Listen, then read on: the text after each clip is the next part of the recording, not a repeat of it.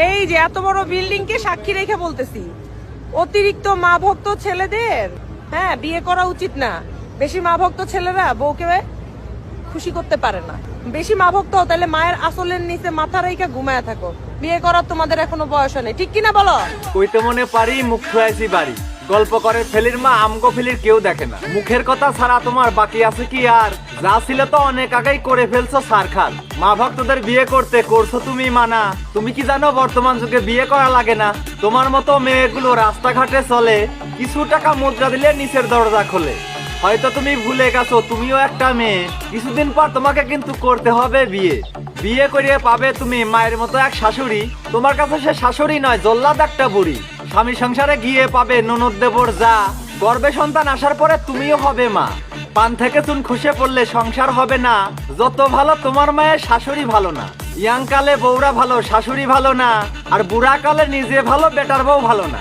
এমন এক জাত নারী আছে এসব কথা বলে, পরিবার থেকে যেমন শিক্ষা পায় তেমন ভাবেই চলে। 2-4 মাস যেতে না যেতেই হন্নি হয়ে যায়। আলাদা হবো বলে বলে স্বামীর মাথা খায়। উঠতে বসতে শাশুড়ির সাথে খারাপ ব্যবহার। স্বামীর মাকে মা বলতে লজ্জা লাগে তার।